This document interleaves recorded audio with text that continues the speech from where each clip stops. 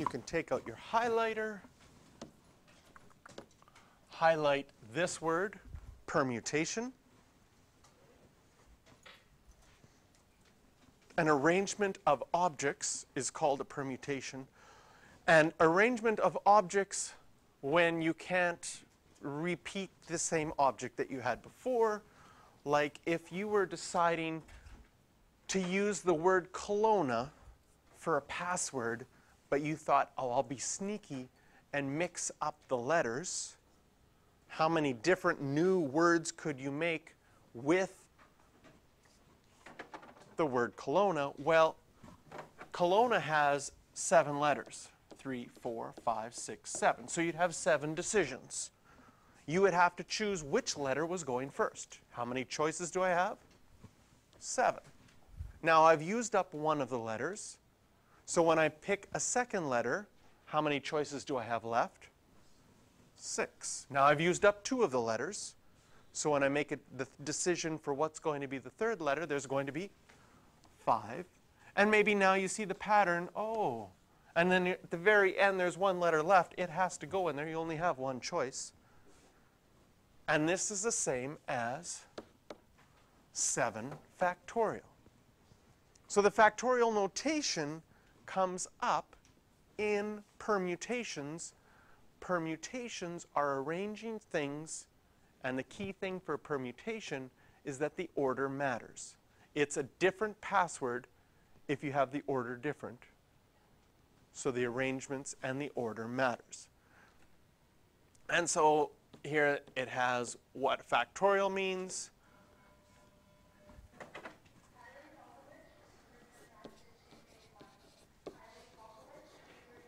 And in some formulas later on, we're going to need to have 0 factorial. And so by definition, 0 factorial is equal to 1. It doesn't follow the regular rules. 9 factorials, 9 times 8 times 7 times 6 times 5 times 4 times 3 times 2 times 1. You multiply down until you get to 1. With algebra, if I had n factorial, does this make sense? N and then n minus 1, that's 1 less than n.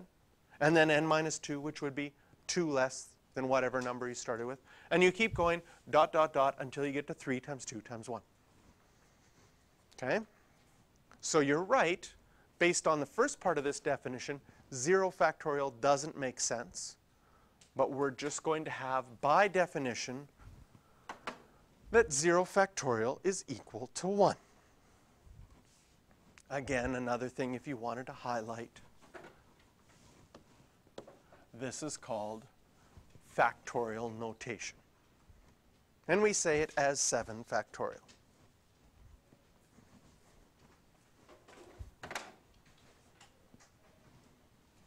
Okay?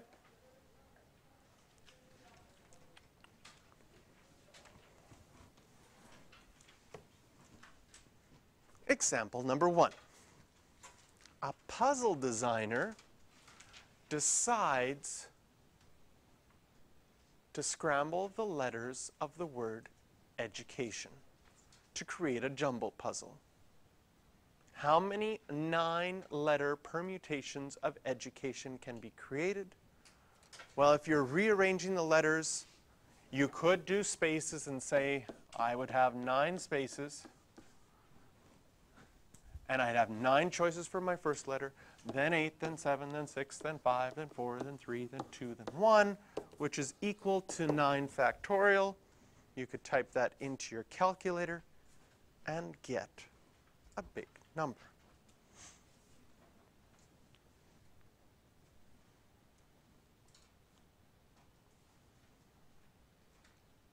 You know what's really neat about the word education?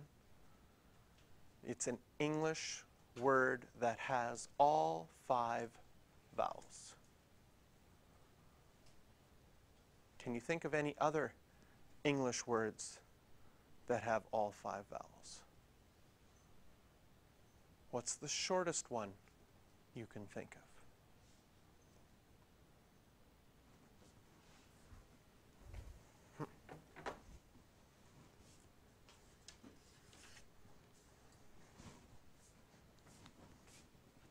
Is it hard to think of words that have all 5 vowels? Give you a headache?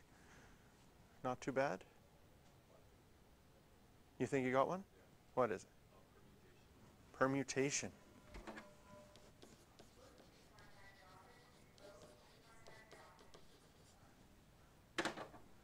A, E, I, O, U. Yes.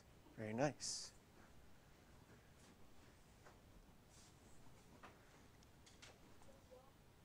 Yeah.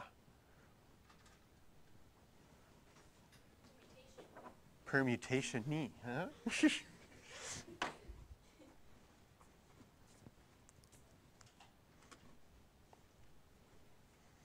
Apparently in biology there is some sort of one-celled thing that's called it's only 5 letters and it's all vowels. And there's a tree that's really short.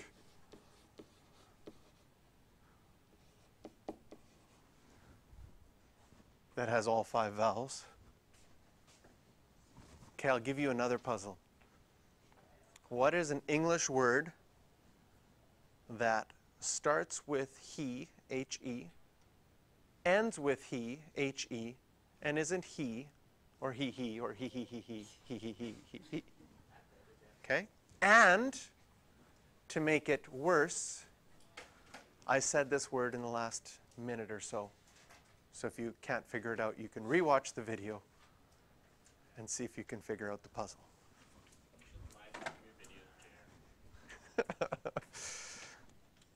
No. Questions for this one? 4, 6, 7, no, 3, 5, 9.